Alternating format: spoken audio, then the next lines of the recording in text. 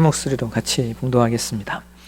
제 아들이 감람원이라 하는 산으로부터 예루살렘에 돌아오니 이 산은 예루살렘에서 가까워 안식일에 가기 알맞은 길이라.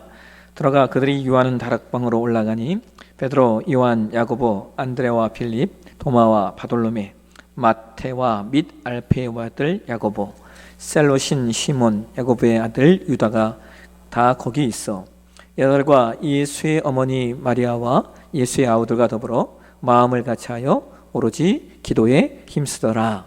아멘. 오늘 봉독하는 말씀을 가지고 초대교회를 세우는 기도라고 하는 제목으로 말씀을 나누도록 하겠습니다. 조류학자들이 그 어미새가 이렇게 새끼를 낳아서 그 새가 이렇게 부화를 하면은 이렇게 막 모이를 먹을 걸 달라고 막 이렇게 달려들잖아요. 그러면 새들이 날아가서 모이를 잡아와서 이렇게 새끼 새들에게 그렇게 먹이는데, 이 어미새가 능력이 있답니다. 어떤 능력이냐면, 어떤 녀석이 먹지 않았나, 못 먹었나, 어떤 애들은 먹었나, 이걸 정확히 구별해내는데요. 그래가지고 아주 적당히 골고루 다 그걸 먹인다라고 하는 것이죠. 좀 어미라서 새들의 얼굴이 다 새끼 새들이 구별이 되는지 모르겠지만, 조력자들이 그런 얘기를 해요. 어떻게 구분을 할까? 어떻게 어떤 놈은 먹었고 어떤 놈은 안 먹었는지를 어떻게 구분할까 하고 이제 연구를 해보니까, 어미새가 뭐 특별히 능력이 있어서가 아니라 그 모이에 굶주리고 배가 고픈 새끼새가 다른 새끼새들보다 더 절박하고 더 입이 찢어지지락 크게 벌리고, 그리고 그 목을 어미 쪽으로 더 많이 뺀다는 거예요. 그래서 이미 좀 모이를 주워 먹은 놈들은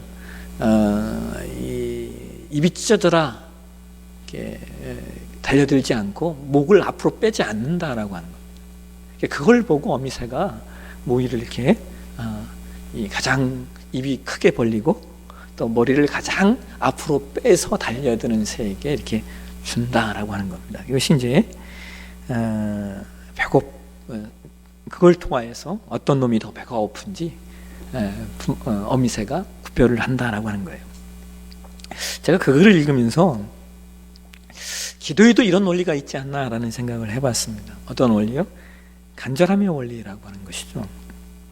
물론 기도는 단순히 우리가 우리의 목적을 성취시키는 도구가 되지는 않습니다.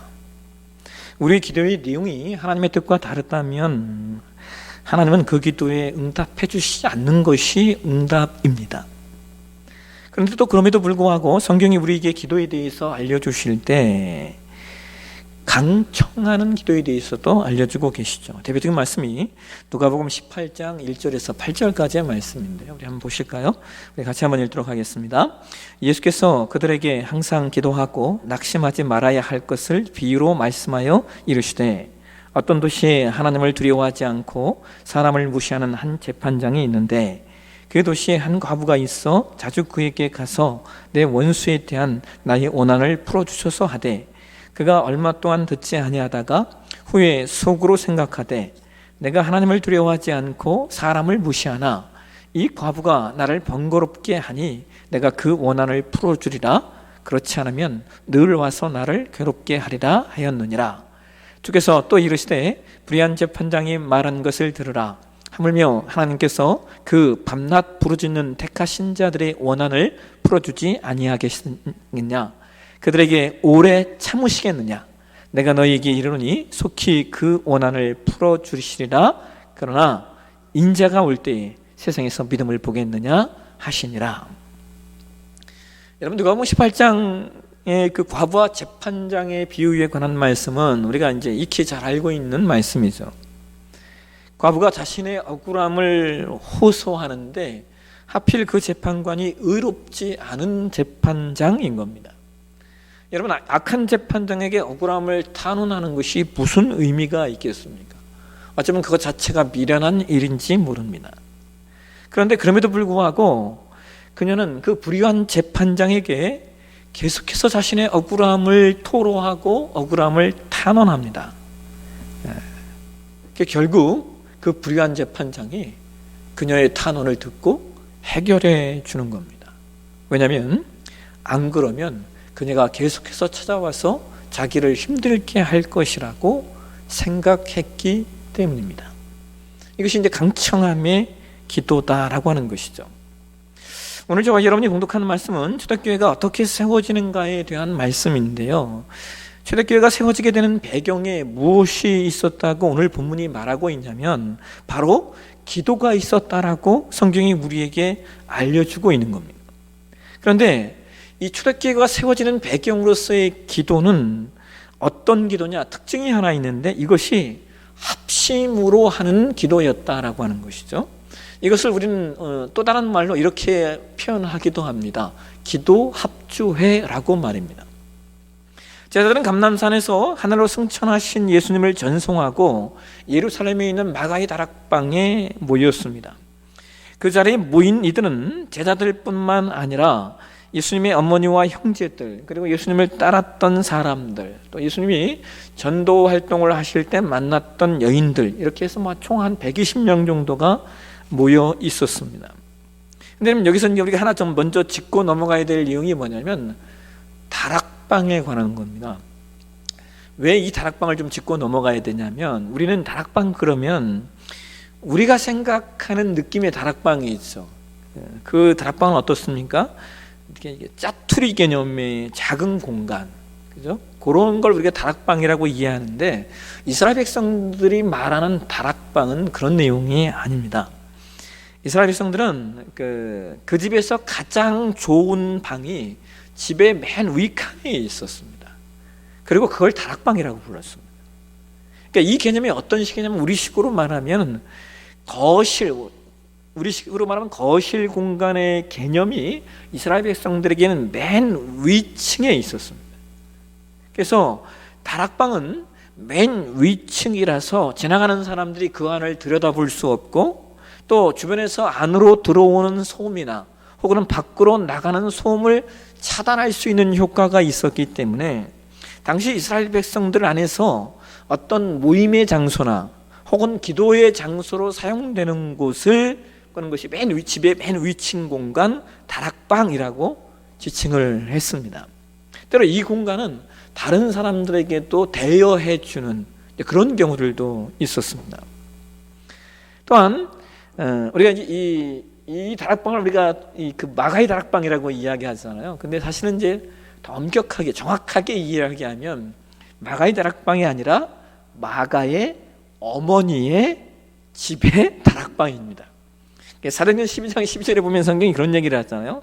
깨닫고 마가라 하는 요한의 어머니의 마리아의 집에 가니 거기서 여러 사람이 모여 기도하고 있었더라. 성경이 이렇게 이야기를 합니다. 그러니까 이 다락방은 정확히 얘기하면 마가의 다락방이 아니라 마가의 어머니의 집, 이렇게 이해를 하시면 되겠습니다.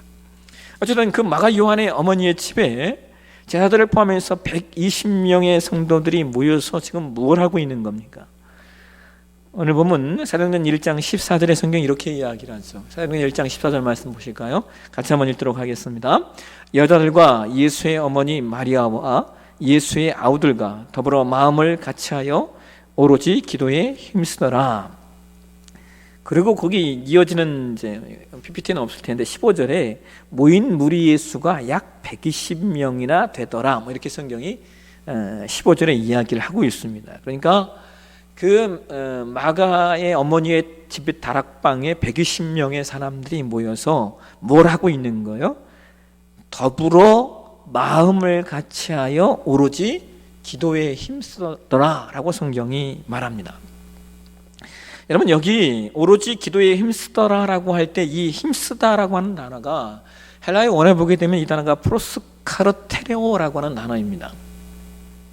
근데 이 단어는 이게 동사인데 이 동사가 그 목적어로 사람을 취할 때는 이 단어가 어떻게 해석을 하냐면 사람에게 충성을 다하는 것이라는 의미가 됩니다. 그러니까 예를 들면 부하가 상관을 성실하게 섬기는 것, 또는 제자가 스승을 성실히 따르는 것, 것을 말하는 겁니다. 또한 이 프로스카르테네오라고 하는 이 동사가 목적으로 어떤 그 사물이나 어떤 물건을 취하면은 이것이 어떻게 해석이 되냐면 아주 집요하게 점념하는 것이라는 의미로 해석이 됩니다. 그러니까 다시 말하면 이 프로스카르테네오라고 하는 단어는 그것이 사람이든 혹은 그것이 어떤 물건이나 어떤 사물이든 간에 이 안에 어떤 의미를 담고 있냐면 인내를 잃지 않고 끝까지 어떤 일을 성실하게 그리고 헌신적으로 감당하는 의미를 가지고 있습니다. 그래서 이 단어가 기도를 목적으로 할 때에는 기도 역시 어떤 의미예요? 굳게 참고 인내하며 끈질기고 그리고 간절하게 그리고 헌신적으로 기도하는 것을 의미하는 겁니다. 근데 여러분 지금 이 마가의 다락방에 모여있는 이 120명의 사람들이 기도하는 이 기도의 방법과 내용이 사실은 이게 유대인들이 하는 기도의 내용은 절대로 아니었습니다.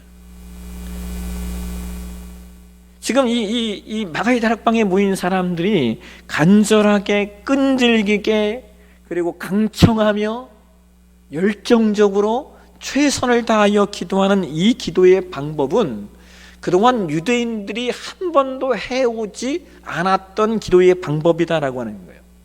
당시 유대교회는 습관적으로 정해진 시간에만 기도를 했었고 또 그들의 기도의 내용도 정해진 기도문 형태였습니다.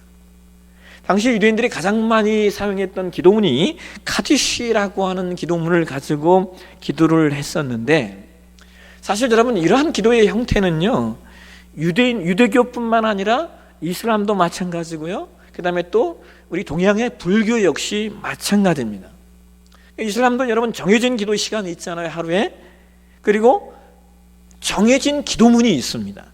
그러니까 그걸 그냥 반복해서 암송하고 이제 이 불교식으로 말하면 연부를 하는 겁니다.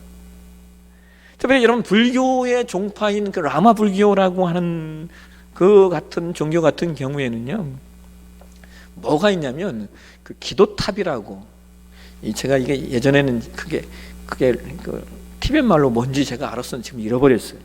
이 기도탑, 기도통이라는 게 있어요. 그 사람들이 가가지고요 그게 쭉 있으면 그걸 그냥 돌리면서 갑니다. 돌리면서 하나 돌리고 또 하나 돌리고 또 하나 돌리고 앞으로 쭉 걸어가요. 그럼 그게 기도예요. 왜 그게 기도가 되냐면 그 기도탑 혹은 기도통에 기도문이 써 있어요, 거기에. 그래서 그걸 돌리면 이 사람들은 그 기도를 했다라고 생각을 해요. 그러니까 우리는 상상이 되지 않죠. 근데 일반 여타의 종교들이 대부분 기도를 그런 형태로 취하고 있고 그렇게 해왔다라고 하는 겁니다. 그러니까 이제 이런 기도의 문제점들이 사실은 뭐냐면은 기도가 대단히 형식적이 되고 그리고 피상적인 기도가 되죠. 근데 기도를 내가 하는데 그 기도에 내가 없는, 여러분 이걸 이해하시겠습니까? 그러니까 그런 기도들의 특징이 하나가 뭐가 있냐면요 간절함이나 강청함이나 그리고 심지어 기도의 대상과의 관계성이 부족할 수 있는 그런 형태의 기도인 겁니다. 그래서 오늘 14절에 오로지 기도에 힘쓰더라라고 하는 내용은 120문도의 기도 합주회가 어떠했는가를 우리에게 알려주고 있는 내용인데요 그들의 기도는 어떤 형식적이거나 피상적인 기도가 아니었다라고 하는 것이죠.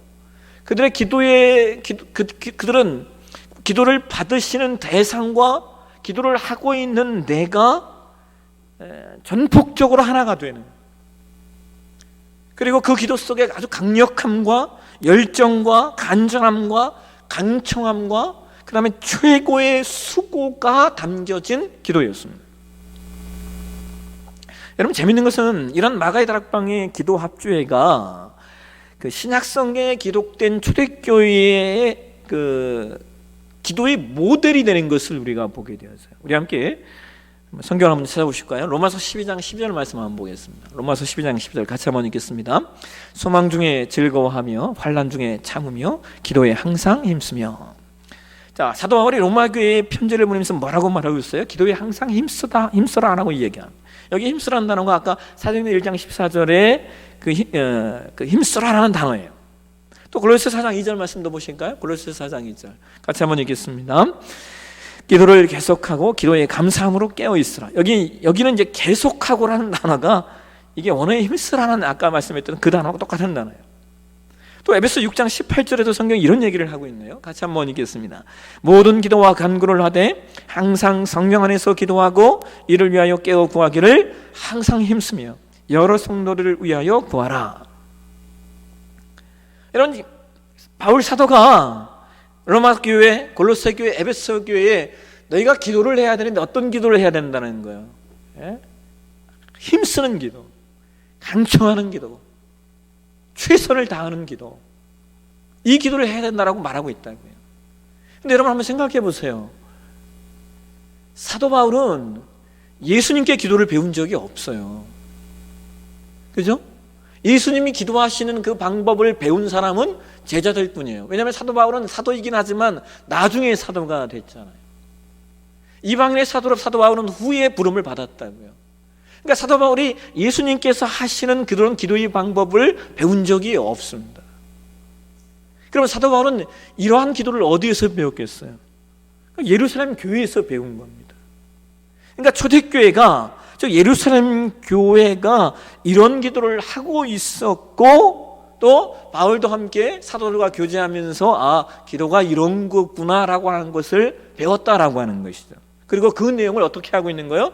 서신을 보내면서 그 배운 것을 다른 교회들에게 전달하고 있는 겁니다. 어떤 기도를 말합니까? 힘쓰고 강청하고 간절히 기도하는 기도의 내용을 말합니다. 그리고 여러분 더불어 무엇보다 우리가 이제 이런 기도를 통하여 예루살렘 교회, 즉 초대교회가 어떻게 세워지는지 우리가 그 내용을 좀 이제 세 가지로 좀 간단하게 제가 좀 살펴보려고 해요. 첫 번째는 초대교회가 기도함으로 말미암아 교회의 일, 그 다음에 어떤 선택, 어떤 결정들을 하고 있다라고 하는 거예요. 그러니까 어떤 교회의 일이든 혹은 교회의 어떤 선택이든 교회에 이루어지는 어떠한 결정이든 초대교회가 그것을 행할 때 가장 우선적으로 있었던 것이 기도라는 사실을 발견하게 돼요.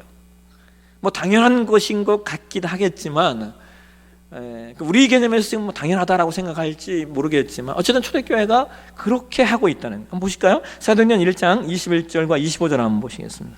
사도행전 1장 21절에서 25절 말씀 같이 한번 읽겠습니다. 이러함으로 요한의 세례로부터 우리 가운데서 올려져 가신 날까지 주 예수께서 우리 가운데 출입하실 때 항상 우리와 함께 다니던 사람 중에 하나를 세워 우리와 더불어 예수께서 부활하심을 증언할 사람이 되게 하여야 하리라 하거늘 그들이 두 사람을 내세우니 하나는 바사바라고도 하고 별명은 유스도라고 하는 요셉이요 하나는 mattia라. 그들이 기도하여 이르되 뭇사람의 마음을 아시는 주여 이 두 사람 중에 누가 주님께 택하신 바 되어 봉사와 및 사도의 직무를 대신할 자인지를 보이시옵소서. 유다는 이 직무를 버리고 제 곳으로 갔나이다 하고 제비 뽑아 mattia를 얻으니 그가 11 사도의 수에 들어가니라. 자, 여러분 예수께서 승천하신 다음에 초대교회 성도들이 교회를 세우는 데 있어서 맨 처음 한 일이 뭐라고요? 기도 합주회였다는 거예요. 그다음에 그 기도 합주회 속에서 그들이 결정하는 것이 뭐냐? 가룟 유다로 말미암아 결혼이 된 사도의 숫자를 채우고 있다라고 하는 것이죠. 여러분 이것은 초대교회의 조직을 온전히 구성하는 내용이 됩니다. 그 어느 단체든 우리가 뭐 아시다시피 지도자가 대단히 중요하잖아요. 그래서 그러한 조직의 구성을 먼저 하겠다는 거예요. 그런데 여러분 그들이 그 일을 어떻게 하고 있습니까? 24절의 성경이 그렇죠. 그들이 기도하여 이르되 라고 이야기합니다. 재밌는 게 여러분 이 내용이요 누가복음 6장 12절의 이하의 상황과 똑같아요. 우리 함께 누가복음 6장 12절과 13절 말씀 한번 보실까요? 같이 한번 읽겠습니다. 이때 예수께서 기도하시러 산으로 가사 밤이 새도록 하나님께 기도하시고 밝음에 그 제자들을 부르사 그 중에서 12를 택하여 사도라 칭하셨으니. 그러니까 여러분, 예수님께서도 제자들을 선택하시기 전에 뭘 했다라고 말하고 있어요? 산에 올라가셔서 밤새도록 기도하시고 그 기도 후에 내려오셔서 누굴 택하는 거예요? 제자들을 택하셨다라고 성경이 이야기를 합니다. 그러니까 제자들을 선택하는 그 결정, 예수님마저도 그 결정을 기도를 통해 하고 계시다라고 하는 거예요. 그러니까 그 모습을 그대로 지금 초대교회가 그 일을 똑같이 하고 있는 거예요. 그러니까 이것은 교회는 모든 일에 기도가 우선이 되어야 한다라고 하는 것이죠. 어떤 일이든 어떤 결정이든 어떤 선택이든 기도가 우선적으로 실시되어야 되고, 그리고 그것이 기본임을 우리 가운데 알려주고 있는 겁니다. 그 다음 두 번째, 초대교회는 기도를 통하여 언약의 성취를 체험해 갔습니다. 우리 함께 사도행전 2장 1절에서 4절까지의 말씀 한번 보실까요? 같이 한번 읽겠습니다. 오시는 날이 이미 이름에 그들이 다 같이 한 곳에 모였더니 후련히 하늘로부터 급하고 강한 바람 같은 소리가 있어 그들이 앉은 온 집에 가득하며 마치 불의 혀처럼 갈라지는 것들이 그들에게 보여 각 사람 위에 하나씩 임하여 있더니 그들이 다 성령의 충만함을 받고 성령이 말하게 하심을 따라 다른 언어들로 말하기를 시작하니라.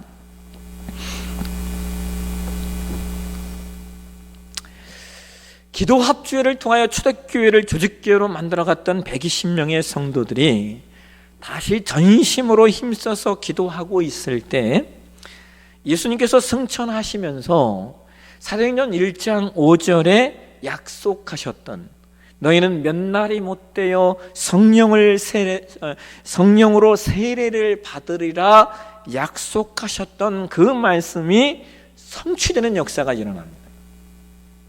성령의 놀라운 임재의 사건이 일어나는 것이죠. 그러니까 여러분, 과거의 하나님의 언약 또는 예수님께서 약속하셨던 말씀들이 성취되는 그 통로가 뭐냐? 그게 바로 기도라는 거예요. 여러분, 참 재밌는 게 또 뭔지 아십니까? 예수님도 성령의 임재를 경험하셔요. 근데 여러분, 이게 이해가 되세요? 예수님은 삼위일체 하나님이신데 예수님이 굳이 뭐 성령의 임재, 성령의 강림을 경험하셔야 될 게 뭐가 있습니까? 근데 그렇지 않아요. 누가복음 3장으로 가시면 21절과 22절에 성경이 이런 얘기를 하고 있어요. 보실까요? 같이 한번 읽겠습니다. 백성이 다 세례를 받을새 예수도 세례를 받으시고 기도하실 때에 하늘이 열리며 성령이 부들기 같은 형체로 그의 위에 강림하시더니 하늘로부터 소리가 나기를 너는 내 사랑하는 아들이라 내가 너를 기뻐하노라 하시니라. 여러분, 이 말씀이 참 중요해요. 아까 말씀드렸듯이 예수님은 삼위일체 하나님이시기 때문에 굳이 성령의 임재를, 어떤 강림하는 사건을 경험하셔야 될 이유가 없다고요. 그런데 예수님께서 세례를 받으시고, 사실 세례도 그렇죠. 예수님이 굳이 세례를 받으셔야 될 분이 아님에도 불구하고 예수님이 이 번거로운 일들을 다 행하신다고요. 예수께서 세례를 받으시고, 근데 성경이 뭐라고 얘기해요? 세례를 받으시고 기도하실 때라고 성경이 이야기합니다. 그때 어떤 사건이 일어나요? 하늘이 열리는 사건이 일어나는 거예요. 여러분, 이것이 우리에게 무엇을 알려주고 있냐면 성령의 임재와 충만 역시 기도라는 통로를 통하여 이루어진다라고 하는 거예요. 그러니까 지금 초대교회도 동일하게 그들이 함께 모여 기도 합주회를 할 때 약속하신 성령의 역사가 일어나는 거예요. 그러니까 여러분, 하나님의 언약, 성경의 약속들이 우리의 삶 가운데 성취되는 그 통로가 뭐냐? 다른 게 아니라는 거예요. 기도를 통하여 성경이 약속하신, 성경이 언약한 그 모든 내용들이 우리 삶 가운데 성취되는 그 통로가 뭐냐? 기도다라고 하는 겁니다. 그 다음 세 번째, 초대교회는 기도를 통하여 능력과 권세가 있는 교회로 세워져 갑니다. 여러분, 우리가 사도행전에서요, 기도를 통하여 하나님의 능력과 권능과 권세가 나타나는 말씀은 어디에서든 어렵지 않게 찾아볼 수 있죠. 사도행전 2장 42절과 43절 말씀 보실까요? 같이 한번 읽겠습니다. 그들이 사도의 가르침을 받아 서로 교제하고 떡을 떼며 오로지 기도하기를 힘쓰니라. 사람마다 두려워하는데 사도들을 말미암아 기사와 표적이 많이 나타나니. 초대교회 성도들이 뭘 하고 있는 겁니까? 그들이 가르침을 받고, 그리고 성도의 교제를 나누고, 그 다음에 뭘 했어요? 기도하기를 힘썼는데, 그 다음에 어떤 역사가 일어나는 겁니까? 그 위에 기사와 표적이 많이 나타나니 라고 성경이 이야기를 하는 겁니다.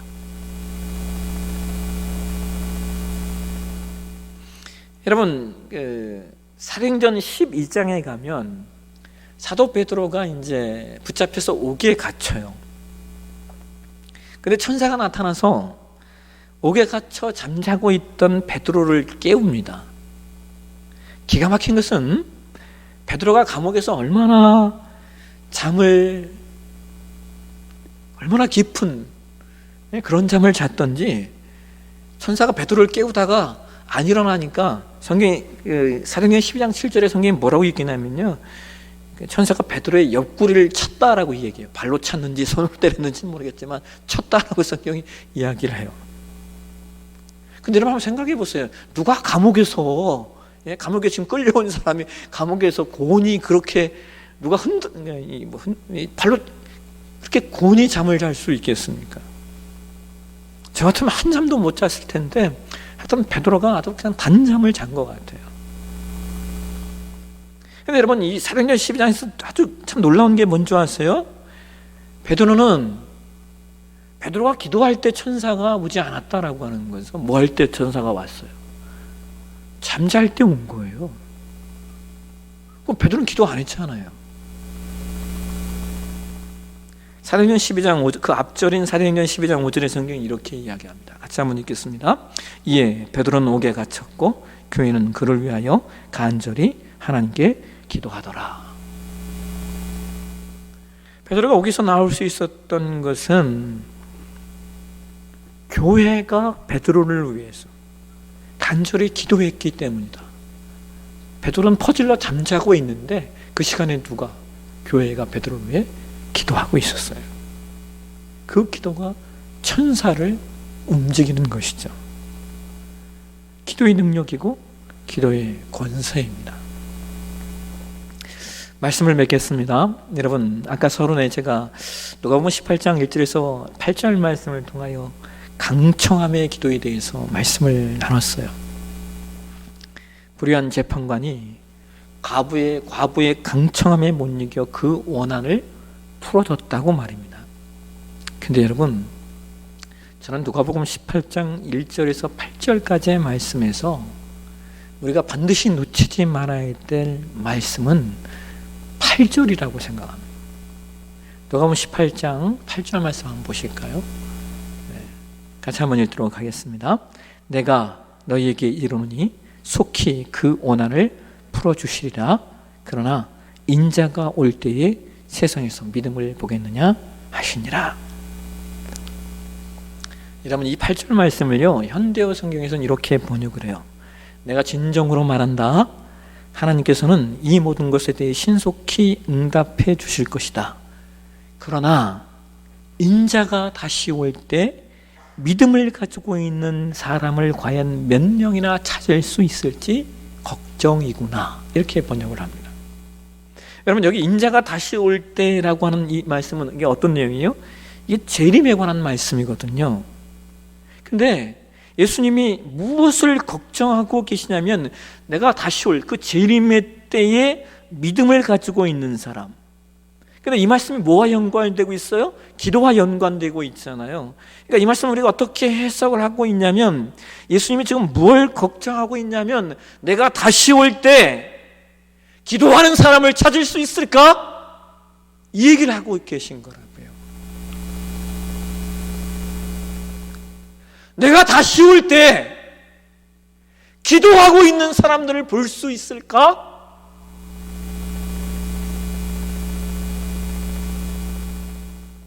여러분, 이 말씀을 우리가 거꾸로 말하면 사람들이 기도하지 않는 시대가 어떤 시대라는 거예요. 그것이 종말의 시대라고 말하고 있는 것이고, 동시에 그 시대가, 그 시대에 참 하나님의 사람들은 기도하고 있다라고 예수님이 우리에게 강조하고 계신 거예요. 여러분, 기도가 약화되고 간절한 기도, 인내하는 기도, 강청하는 기도가 사라져가는 이 시대,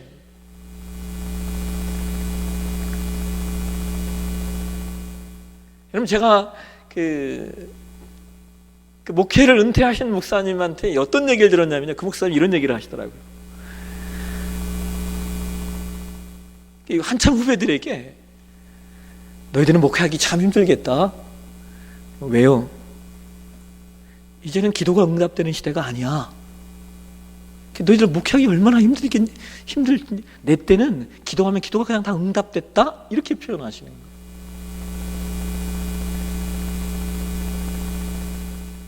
이게 여러분 거꾸로 얘기하면 무슨 얘기인 줄 아십니까?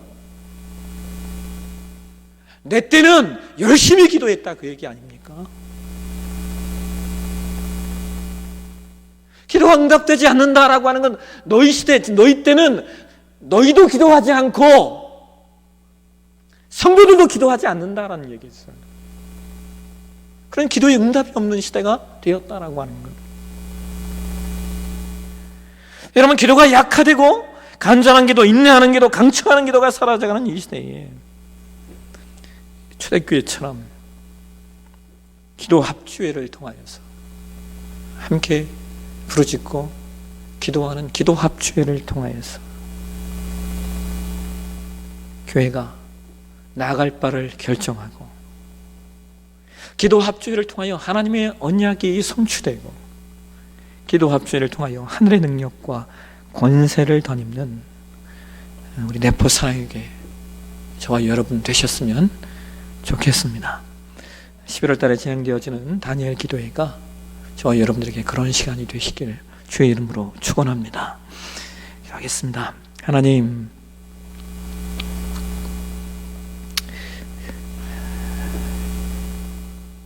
초대교회가 교회를 세워가는 데 있어서 그들에게 있어서 가장 중요한 원리, 그것이 기도였음을 우리가 오늘 말씀을 통해 확인합니다. 초대교회가 기도를 통하여 하나님 기뻐하시는